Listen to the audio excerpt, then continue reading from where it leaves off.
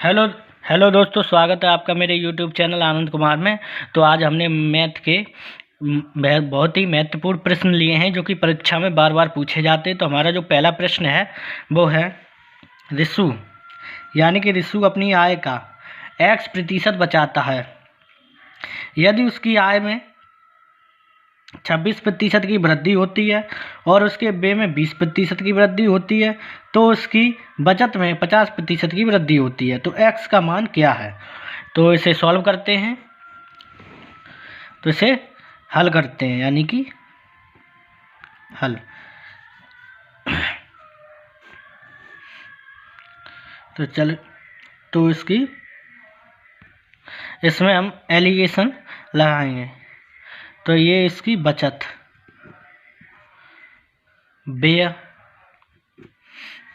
और आय को बीच में रखेंगे, यानी कि बचत कितनी है 50% और व्यय कितना है 20% और आय कितनी है 26%।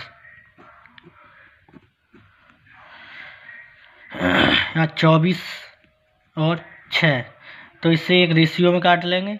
6×6 6 24, यानी कि 1:4। तो इससे टोटल होगा टोटल 5, और इसे प्रतिशत में निकालने के लिए 1/5 × 100,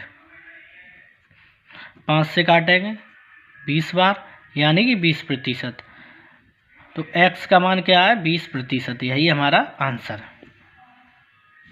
चलते हैं अगले प्रश्न की ओर। तो हमारा अगला प्रश्न है, ए एक कार्य को 15 दिनों में कर सकता है, बी ए से 25% अधिक कुशल है और सी बी से 40% अधिक कुशल है। ए और सी एक साथ 3 दिनों तक कार्य करते हैं और फिर सी चला जाता है। ए और बी मिलकर शेष कार्य कितने दिनों में करेंगे? चलो तो इसे हल करते हैं।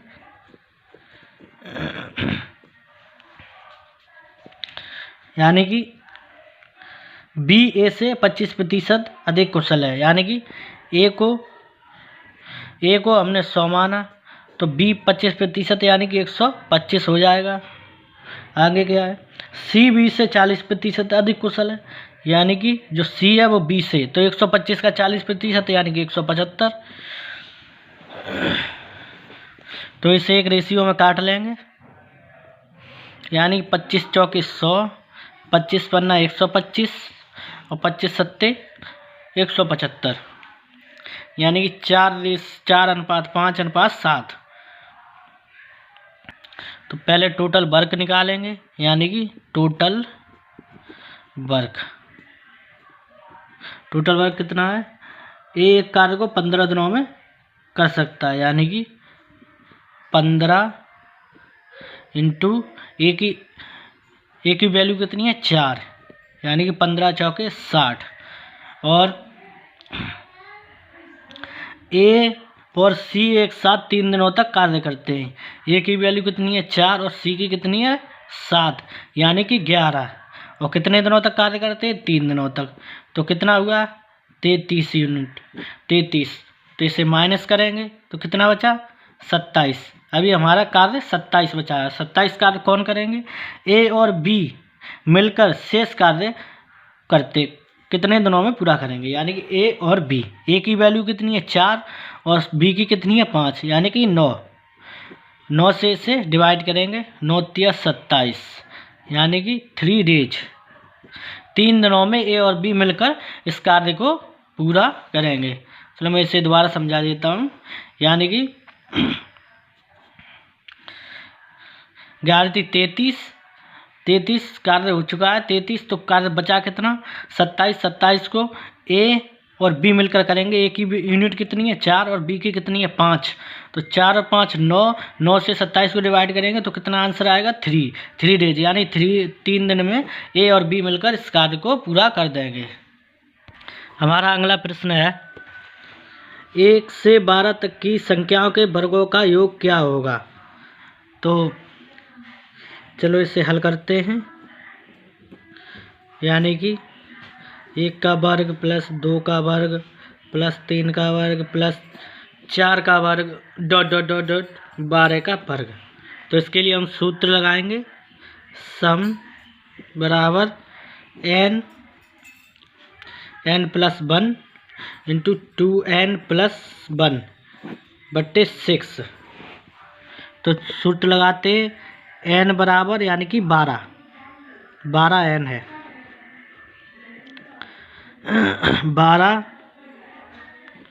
12 प्लस 1, 12 इंटू 2 इंटू 12 प्लस 1 बटे 6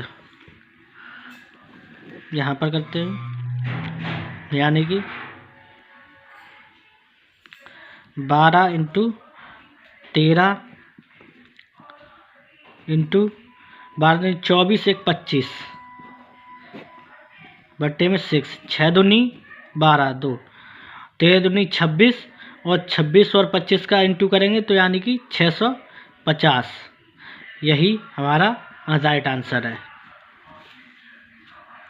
तो चलते हैं अपने अगले प्रश्न की ओर। तो हमारा अगला प्रश्न है 0.532 पर बाल लगा हुआ है, भिन्न के बराबर है, यानी कि इससे हल करेंगे 0.532 इस पर बार, तो जितनी संख्याओं पर बार है तो उन्हें तो 9 लिख लो, यानी कि 9 और जितनी संख्या पर बार नहीं है उतने ही 0। अब इससे 532 और जिस संख्या पर बार नहीं है उससे घटा दो, यानी कि 5। तो हमारा जो आंसर आ जाएगा 532 में से 5 गया, यानी कि 527 बट्टे में 990। यही हमारा आंसर है। तो चलते हैं अगले प्रश्न की ओर। तो हमारा अगला प्रश्न है रेलगाड़ी ए और बी की लंबाई क्रमशः 329 मीटर और 296 मीटर है, जो विपरीत दिशाओं में क्रमशः 85 किलोमीटर पर आवर और 65 किलोमीटर पर आवर की चाल से समांतर पटरियों पर चल रही हैं। कितने समय में वे एक दूसरे को पार करेंगी? इसमें विपरीत दिशाओं में, चलो हल करते हैं। अगर विपरीत दिशाओं से रेलगाड़ियाँ आती है तो इनकी लंबाई जुड़ जाएगी, यानी कि 329 प्लस 296 और इनकी चाल भी जुड़ जाएगी 85 प्लस 65 और इनकी लंबाई मीटर में और चाल किलोमीटर पर आवर में, तो इससे भी और इसमें 5/18 का मल्टीप्लाई करेंगे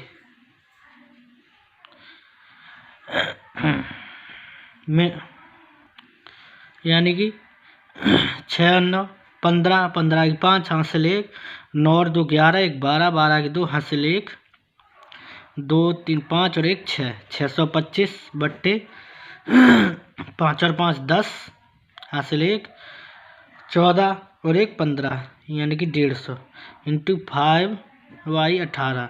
तो इससे डिवाइड करेंगे, यह 18 ऊपर पहुंच जाएगा बराबर 625 इंटू 18 बट्टे में 150 इंटू 5।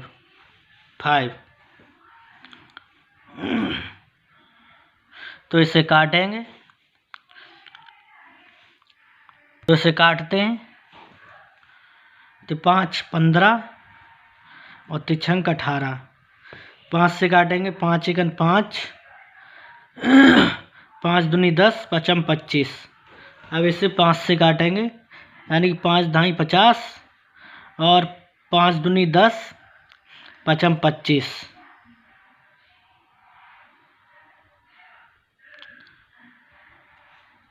चलो इसे डायरेक्ट काट देते हैं, यानी कि 25 दूनी 50 और 25 पन्ना 125।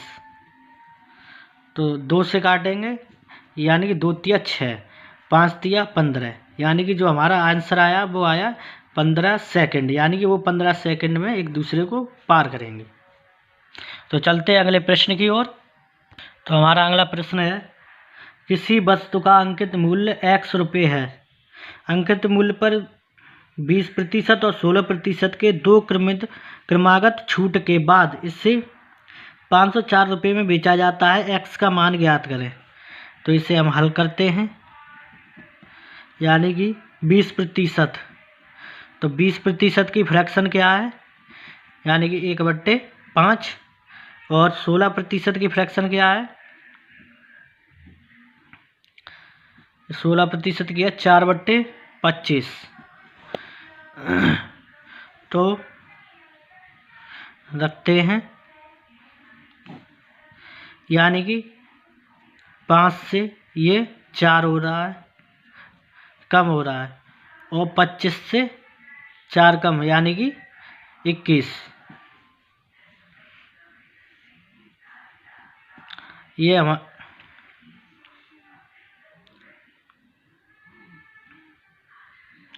अंकित मूल्य, ये छूट है, यानी कि ये अंकित मूल्य, ये छूट है। तो 25 पन्ना 125, और 4 एकन 4, 4 दूनी 8, यानी कि 84, और 84 यूनिट का 84 यूनिट है, यानी कि 504 के बराबर। तो हम 1 यूनिट निकालेंगे, 1 यूनिट होगा, 1 यूनिट की वैल्यू है यानी कि 6। तो हम 6 को इसमें मल्टीप्लाई करेंगे 125 में।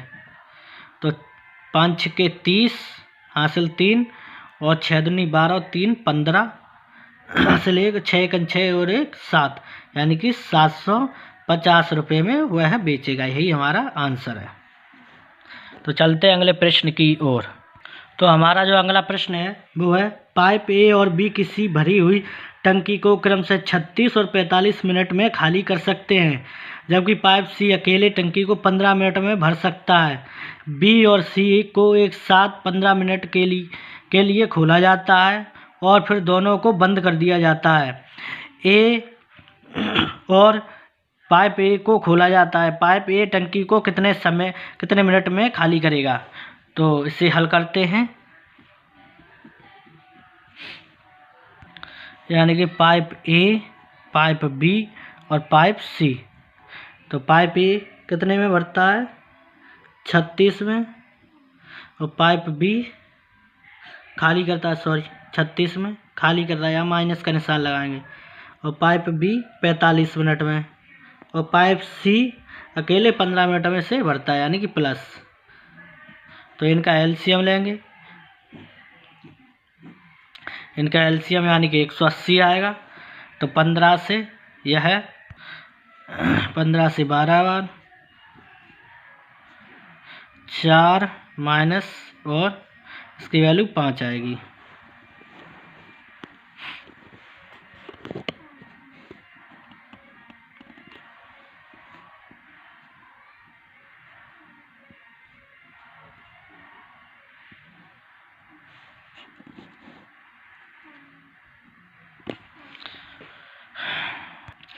तो आगे सॉल्व करते हैं, यानी कि जबकि पाइप सी अकेले भर दे, बी और सी को एक साथ 15 मिनट के लिए खोला जाता है, यानी कि बी की वैल्यू कितनी है 4, और सी की वैल्यू कितनी है 12, यानी कि यह 12 भरेगा और 4 खाली करेगा। तो बी और सी, यानी कि बी खाली कर रहा है प्लस सी भर रहा है, तो यानी कि 12 में से 4 गए 8, और कितने के लिए खुला जाता है 15 मिनट के लिए, ठीक है। और 15 मिनट के लिए खोला जाता है और फिर दोनों को बंद कर दिया जाता है, और ए को खोला जाता है। पाइप ए टंकी को कितने समय भरेगा। तो ए की वैल्यू कितनी है 5, 5 तिया 15, यानी कि 3 24, यानी कि पाइप ए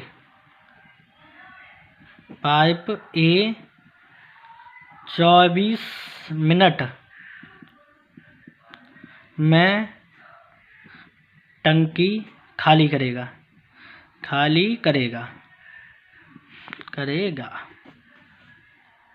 यही आंसर है। तो चलते अपने अगले प्रश्न की ओर। तो हमारा अगला प्रश्न है, 5000 रुपये की राशि पर 2 वर्षों का चक्रवृद्धि ब्याज तथा साधारण ब्याज का अंतर 32,000 रुपये है, तो ब्याज की दर क्या होगी। तो इसे हम फॉर्मूला से करेंगे। तो फॉर्मूला है यानी कि R/100 रूट में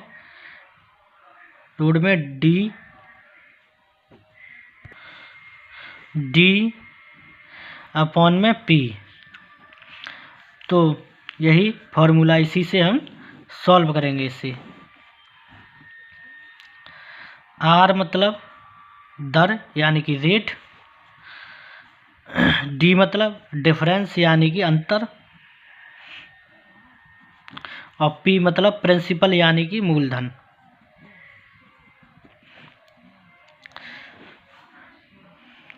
तो दर हमें निकालनी है यानी कि R/100 और डिफरेंस कितना है 32 और मूलधन कितना है यानी कि 5,000।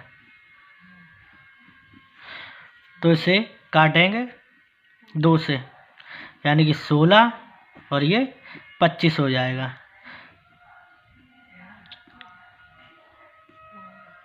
2500 यानी कि R/100 रूट 16/2500। तो 16 का रूट खोलेंगे तो कितना आएगा 4, 2500 का यानी कि 50 यानी कि 50 यहाँ पर कर देंगे। यहाँ थोड़ी जगह बची हुई है। R/100 4/50 क्रॉस मल्टीपल करेंगे यानी कि R बराबर 400/50। 0 से 0 काट देंगे, 5×8 40 यानी कि R बराबर 8%। यही आंसर है। तो हमारा जो अगला प्रश्न है वो है, यदि ए की आय B से 50% है तो B की आय A से कितना प्रतिशत अधिक है। यानी कि A हल करते हैं, हल, और B, A की आय B से 50% है, अधिक है।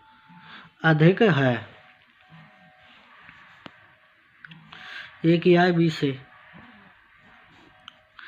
यानी कि A अगर B अगर, तो हमारा जो प्रश्न है अगला, वो प्रश्न थोड़ा सा गलत लिखा हुआ था, इसीलिए हमने प्रश्न को सही किया है।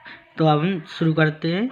यदि A की आय B से 50% कम है तो B की आय A से कितना प्रतिशत अधिक है। हल करते हैं।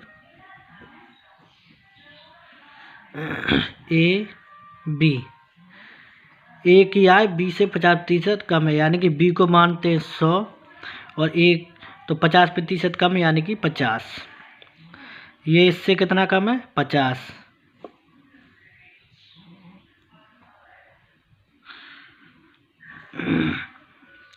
तो B की आय A से कितना प्रतिशत अधिक है। तो किसकी आय निकालनी है B की। तो कितने पर निकालनी है A से इंटू 100। 50 से 50 ये कट जाएंगे बराबर 100%। यही आंसर है। तो हमारा जो अगला प्रश्न है यानी कि √6 इंटू √15 बराबर x √10, x का मान ज्ञात करें। तो इसे हल करते हैं यानी कि हल, √6 इंटू √15 बराबर x √10 यानी कि 15×6 90 यानी कि √90 बराबर x इंटू 10। अब इससे खोल लेंगे यानी कि खोल। तो हमारा जो अगला प्रश्न है वो है यानी कि रूट 6 इंटू रूट 15 बराबर एक्स रूट 10। एक्स का मान ज्ञात करें, तो इसे हम हल करते हैं, यानी कि रूट 6 इंटू रूट 15 बराबर एक्स रूट 10। तो 15 छक्के 90, यानी कि 90 रूट बराबर एक्स रूट 10। और इस रूट 90 को हम खोल लेंगे, यानी कि रूट 9 इंटू रूट 10 बराबर एक्स इंटू रूट 10। रूट 10 से रूट 10 कट गया, यानी कि एक्स बराबर रूट 9, यानी कि एक्स बराबर कितना हो जाएगा 3। यही हमारा आंसर है। तो हमारा जो अगला प्रश्न है, एक व्यक्ति अपना रिक्शा 720 रुपये में बेचता है तो उसे 25% की हानि होती है। वह 25% का लाभ कमाने के लिए रिक्शा किस मूल्य पर बेचे? तो इसे हम हल करते हैं, यानी कि उसे 25% की हानि होती है, तो कोई भी वैल्यू हो उसे हम 100% मानकर चलते हैं। तो 25% की हानि होती है, यानी कि 75 में वह भी बेचता होगा, और 25% का लाभ होता है, यानी कि 125। तो इससे एक रेशियो में काट लेंगे, यानी 25 तिया 75, 25 चौके 25 पन्ना 125, यानी 3:5। तीन की वैल्यू हमें दी हुई है, तो 3 की वैल्यू कितनी है 720। ये इसका कितना गुना है, यानी कि 3 दूनी 6 और 3 चौक 12, यानी कि ये इसका 240 गुना है, तो इसे भी 240 गुना कर देंगे। 5 चौके 20 हासिल 2, 5 दूनी 10 और 2 12, यानी कि वह 1200 रुपये में रिक्शे को बेचेगा। 25% का लाभ कमाने के लिए वह 1200 रुपये में रिक्शे को बेचेगा। तो चलते हैं अगले प्रश्न की ओर। तो हमारा अगला प्रश्न जो है वो है, ए ने 2 वस्तुएं क्रमशः 200 और 300 रुपये में खरीदी और क्रमशः 5% और 10% के लाभ पर बेची। उसका कुल लाभ प्रतिशत कितना था? तो इसे सॉल्व करते हैं, यानी कि हल। CP1 यानी कॉस्ट प्राइस, CP2 यानी कि 200 और 300। इसे एक रेशियो में काट लेंगे, यानी कि 2 जीरो से 2 जीरो खत्म कर दो, ये हो गया 2:3, यानी कि 2:3। टोटल कितना हुआ 5। तो पहला लाभ कितना है 5%, यानी कि इंटू 5 कितना होगा 5 दूनी 10 प्लस दूसरा कितना 10, यानी कि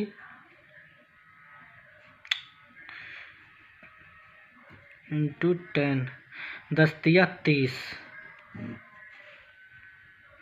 चलो इसे यहाँ पर करते हैं, 10 प्लस और टोटल कितना है 5। तो इसे जब सॉल्व करेंगे तो 5×8 40, यानी कि 8%। यही इसका राइट आंसर है, 8%। चलते हैं अगले प्रश्न की ओर। तो हमारा जो अगला प्रश्न है, किसी विशेष परीक्षा में 150 छात्रों द्वारा प्राप्त किया गया औसत अंक 50 है। यदि उत्तीर्ण छात्रों का औसत अंक 54 है और अनुत्तीर्ण हुए छात्रों का औसत अंक 30 है, तो अनुत्तीर्ण छात्रों की संख्या ज्ञात करें। तो इसे हल करते हैं, इसे हम एलिगेशन की मदद से करेंगे, यानी कि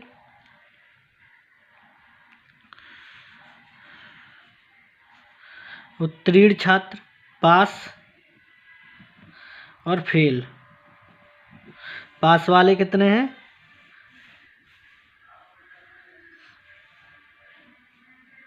औसतन अंक 50 है। उत्तीर्ण छात्रों का औसत अंक कितना है? 54। और फेल वालों का कितना है? 30। और टोटल कितना है? 50। यानी कि 4 20।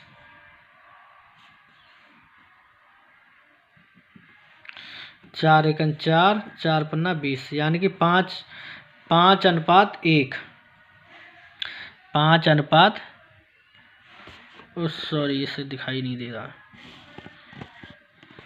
यानी कि इसे रेशियो में काटने पर 4 एकम 4 और 4 पन्ना 20, यानी 5:1। तो कुल छात्र कितने हैं? 150। कितने हैं? 150। यानी कि 5 और 1 6। 6 यूनिट बराबर है कितने के? 150 के। तो 1 यूनिट कितने के बराबर होगा? 6 दूनी 12, 6 पंजे 30। 1 यूनिट बराबर होगा 25 के। और हमें किसकी पूछी है? तो अनुत्तीर्ण छात्रों की संख्या कहते हैं, यानी फेल वालों की।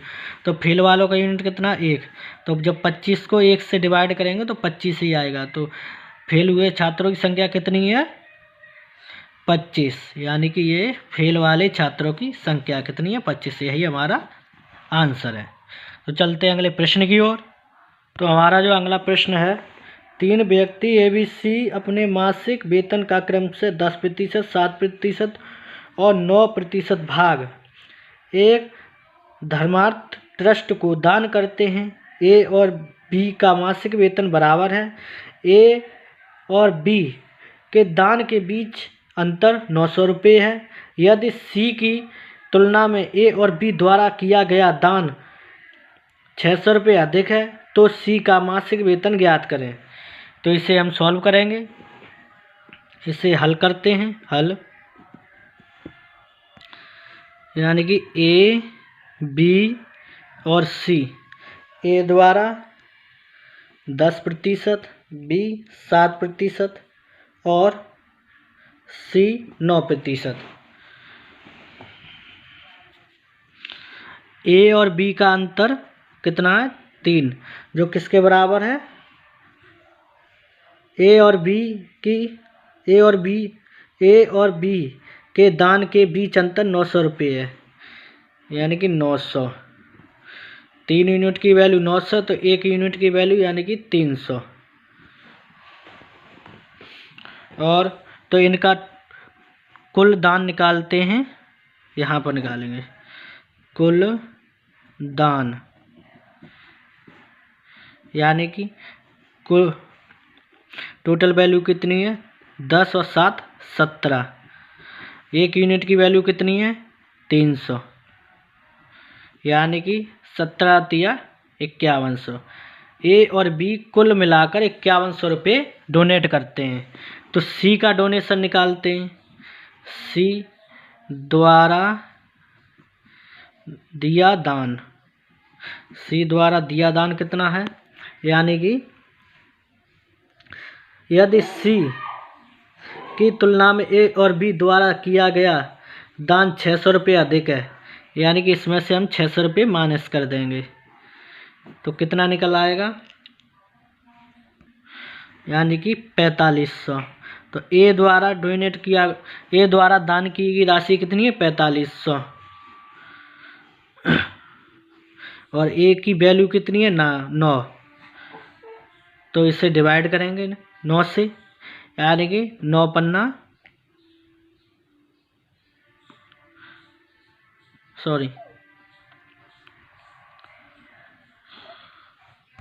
इसे आगे करते हैं। यहाँ जगह नहीं रही है, तो आगे करते, यानी C द्वारा दिया गया दान बराबर कितना है? 4500।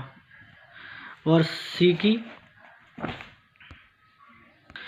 की जो वैल्यू है वो कितनी है? 9, यानी कि C की वैल्यू कितनी है? 9।